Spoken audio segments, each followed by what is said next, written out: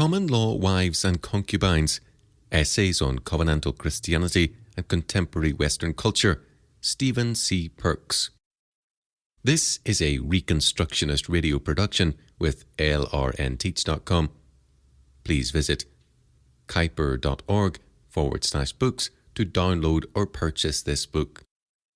Common Law Wives and Concubines, Essays on Covenantal Christianity and Contemporary Western Culture, Stephen C. Perks, 2010, Kuiper Foundation, Taunton, England. Narrated by Nathan Conkey. Chapter 11. What happened to the Protestant work ethic? According to Max Weber, the word calling is known, quote, only to those languages influenced by the Protestant translations of the Bible. The concept of a calling, explains Weber, quote, expresses the value placed upon rational activity carried on according to the rational capitalistic principle as the fulfillment of a God-given task, end quote. He also pointed out that, quote, if we trace the history of the word through the civilized languages, it appears that neither the predominantly Catholic peoples nor those of classical antiquity had possessed any expression of similar connotation for what we know as calling, in the sense of a life task, a definite field in which to work, while one has existed for all predominantly Protestant peoples. It may be further shown that this is not due to any ethnical peculiarity of the languages concerned, end quote. It is the concept of the calling that is the origin of the Protestant work ethic, which has been a decisive religious influence on the rise of capitalism in Britain and in the United States over the past 4 centuries. Prior to the Reformation, there had been various kinds of capitalistic activity, and Weber himself emphasized that, quote, certain important forms of capitalistic business organization are known to be considerably older than the Reformation, end quote. These forms of capitalism, however, were, quote, predominantly of an irrational and speculative character, or directed to acquisition by force, above all, acquisition of booty, whether directly in war, or in the form of fiscal booty by exploitation of subjects, end quote. Weber gave the term, quote, capitalistic adventurer, end quote, to those who pursued this kind of capitalistic activity. A good example of this kind of capitalistic activity was the conquest of Mexico by Hernando Cortés in the 16th century. Walter Raleigh and Francis Drake are good Protestant examples of the capitalistic adventurer. The desire for profit, that is, the acquisitive impulse, has of course characterized human activity throughout history. It is not a unique feature of Western capitalism, but the kind of capitalism that developed in Northern Europe after the Reformation and that was bequeathed to North America by the Protestant colonists was a very particular kind of outworking of the acquisitive impulse. What distinguished the latter from the kind of activity engaged in by the capitalistic adventurer was the constraints placed upon the acquisitive impulse by the moral dictates of the Protestant religion, the Protestant ethic, or asceticism, to use Weber's terms. The devout Protestant was constrained by his duty to work for God in his calling, his life task, according to the moral dictates of the Christian religion. Honesty, hard work, and thrift characterize his understanding of his calling in life under God. As a result, rather than seeking the acquisition of wealth by means of irrational and speculative activities, what characterized the economic activities of devout Protestants was the subordination of the acquisitive impulse to the Protestant ethic. Under these religious constraints, capitalistic activity could only develop by means of economic rationalization, and it is this process of economic rationalization that characterizes the Protestant form of capitalism described by Weber in his essay, The Protestant Ethic and the Spirit of Capitalism. For those who laboured under the Protestant ethic, economic rationalization was the only means of economic betterment. Thus, the Protestant doctrine of the calling, along with the Protestant work ethic, produced what has been called the, quote, industrious sort of people, unquote. That is, a culture that prioritised industrious activity based on economic rationalisation. The early settlers who crossed the Atlantic from England to colonise North America were the product of this culture. With them, they carried the religious impulse that created the Protestant work ethic, which was ultimately to issue in what has been called the American dream. But the operative word here is ultimately, because the Protestant work ethic only led to the American dream when the religious impulse of the original Protestant work ethic had been lost. At the end of his General Economic History, Weber claimed that the religious impulse of the early period of Western capitalism had been abandoned by the beginning of the Age of Iron in the 19th century. What happened was that the Protestant work ethic was secularized, and it is the secularized version, or rather various secularized versions of the Protestant work ethic, that now motivate Western capitalism. This has led to a reversion to pre-Reformation methods of satisfying the acquisitive impulse for many. In Britain, the continuous exploitation of subjects by means of fiscal booty is now well advanced. This is due to the predominance of socialism, which has largely replaced the religious impulse of the Christian faith in Britain, at least in terms of what we might call the national consciousness, evidenced, for example, by the sacred status of the state-run healthcare and education systems. Socialism is a secularized religion that aims to replace Christianity and its form of economic organization, capitalism. In the USA, this process of secularization has not developed in the same way that it has in Britain.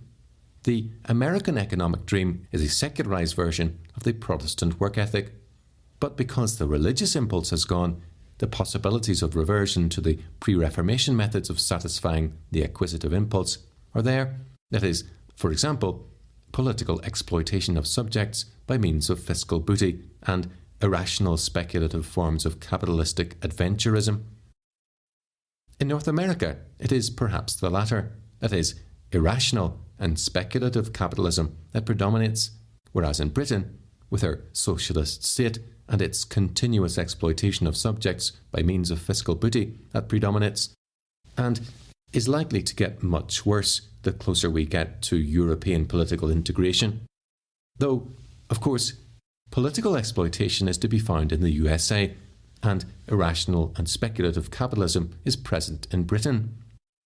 In this context, we might note Weber's interesting comment that, quote, where the fulfillment of the calling cannot directly be related to the highest spiritual and cultural values, or when, on the other hand, it need not be felt simply as economic compulsion, the individual generally abandons the attempt to justify it at all.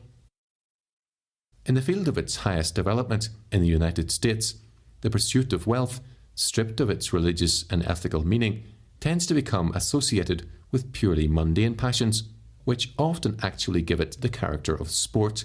End quote. The Protestant work ethic, when stripped of its religious impulse, becomes mere materialism. And in the vacuum left by Christianity in the West, society has opened up to other religious influences, for example, secular humanism, New Ageism, the Green Movement, even Islam. This will eventually produce a very different culture, since the multicultural, that is, multi-religious society, is only a staging post on the road to the domination of society by a new religious worldview. The emptiness of the more consistently secularized version of the Protestant work ethic that now dominates the West, a form of materialism, has made this process inevitable. Most of these religious alternatives are now exerting a strong influence on the West, and are very apparent in both Britain and the USA. This is not meant to be a critique of capitalism, but it is a critique of the reduction of human life and society to the economic aspect of life. Capitalism, properly understood as private ownership of the means of economic production and distribution, is the form of economic organisation that has come nearest, historically, to the kind of economic organisation of society required by Christianity. But it is one aspect of society, not the whole of it. To reduce the whole of life to the economic aspect, whether on the socialist or the capitalist model, is a form of idolatry of the economic function of man's life, and can only end in the demeaning of human life and the political enslavement of mankind, as it has done in Britain. The answer to such idolatry, whether on the socialist or the individualistic model, is not to abandon Western capitalism, but to revivify it with the spirit that enabled it to develop so effectively in the first place. That is, the Christian understanding of man's calling under God. Protestantism, via its work ethic, bequeathed to North America the necessary spiritual and intellectual capital to make its economic development possible. But the religious impulse behind this form of capitalism has now largely gone, as it has in Britain, in which there were more institutional and cultural constraints hindering its unfettered development. Both nations now lay open to influences that, if triumphant, will produce forms of capitalistic acquisition more akin to the irrational, speculative and exploitative forms of economic acquisition that characterised pre-Reformation economic activity. Indeed, this is already happening. In Britain, spiritual apostasy in the form of a reduction of human society to the economic aspect of life has produced the growth of, quote, soft, unquote, totalitarianism, supported by the ideology of secular humanism.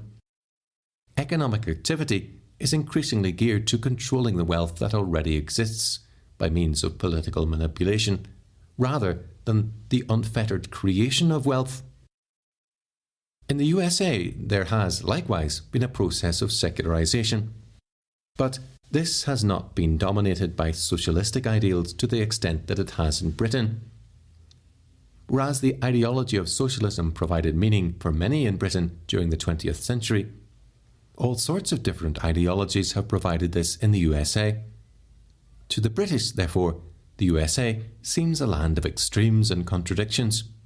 To use religious terminology, we could perhaps say that the real difference between the two nations is that the form of idolatry that characterises the USA is more a kind of individualistic polytheism, whereas, at least until recently, the idolatry of the British nation has been more monotheistic and more focused ideologically as a result. The former produces a more, quote, anything goes, unquote, culture of personal fulfillment, a do your own thing, get what you can out of life culture, but with a greater degree of economic freedom. The latter has produced in Britain a socialistic, over-regulating state that seeks to control just about everything. Security is what is offered, but the cost is freedom, and the security turns out to be substandard. Of course, these are pure types, to borrow one of Weber's phrases, and both nations have a particular mix of both these elements. The differences may not last long, though, since the phenomenal success of the culture that Hollywood is exporting around the world means that not only Britain, but much of the world is now drinking deep at the trough of the secular humanist religious idolatry that underpins the American dream. This great American export is one of the most culturally destructive forces in the modern world, since it undermines the values that made Western civilization possible and leaves society spiritually defenseless against ideologies and religions that are alien to the religious foundations of Western culture. When the abandonment of Christianity is complete, we shall lose not only the outward symbols that identify Britain as a Christian nation, but those vital Western ideals such as individual freedom, the rule of law, the concept that one is innocent until proven guilty, the belief that the strong have a duty to help the weak, all ideals that were largely unknown to the world before Christianity was in the ascendant and will continue to decline in the West until Christianity triumphs over all foes and becomes the foundation stone of our culture once again, providing meaning and purpose in the whole of life, including the economic organisation of society. The Reconstructionist Radio Podcast Network brings to you a complete lineup of podcasts where you will hear practical and tactical theology, Our desire is not simply that you consume our shows, but that you also live out your faith in every area of life. We can talk all day long about these things, but if we fail to put them into practice, then we fail as ambassadors of Jesus Christ, our King. Subscribe now to your favorite Reconstructionist Radio Podcast Network shows, or you can subscribe to the Reconstructionist Radio Master Feed, where all of the content we produce, including the audiobooks and audio articles, will pop up as soon as they are available. And don't forget to visit reconstructionistradio.com to volunteer as a narrator or to partner with this ministry financially. May the Holy Spirit stir you into action for Christ and His kingdom.